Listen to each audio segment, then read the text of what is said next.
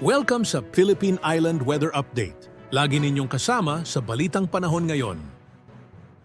Patuloy ang epekto ng amihan sa Northern Luzon, samantala ang Intertropical Convergence Zone o ITGZ ay nanatiling nakakaapekto sa Mindanao.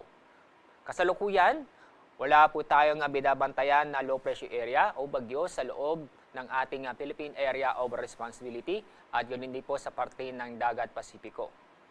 Yung shear line ngayon po ay wala, pero inaasahan na makakaapekto sa Cagayan Valley, maaari pong mayang hapon. Sa susunod na 3 araw, inaasahan ang paglakas ng amihan at maaari makapekto sa malaking bahagi ng Luzon, kasama na rin ang ilang bahagi ng Visayas. Ang ITEZ o Intertropical Convergence Zone ay inaasahang makakapekto pa rin sa bahagi ng Mindanao. At yung shear line ay posibleng makakapekto sa silangang bahagi ng Luzon. Sa araw na ito, inaasahan ang maulap na kalangitan na may mga kalat-kalat na pag-ulan sa Cagayan Valley at Cordillera.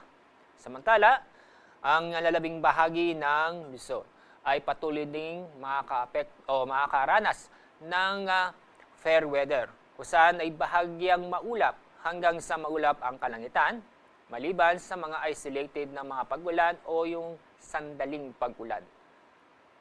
Tako tayo sa Visayas at Mindanao.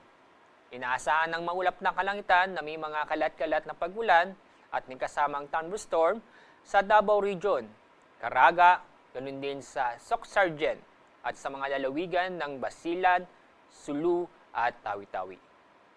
Ang lalabing bahagi ng Mindanao, kasama na rin ang buong Kabisayaan, ay makakaranas ng bahagyang maulap hanggang sa maulap ang kalangitan, maliban sa mga isolated na pag-ulan dulot ng thunderstorm. At dahil sa malakas na hangin dala ng amihan, inaasahan ang maalon hanggang sa napakaalon ng ating baybaying dagat sa Batanes, northern portion ng Cagayan, at kasama na rin ang Babuyan Islands at northern portion ng Ilocos Norte. Kaya paalala sa mga kababayan po natin na nagpaplanong pumalaot, sa mga lugar nito ay bawal muna dahil sa matataas na alon ng kusan, ang taas ng alon ay halos aabot ng 5 metro.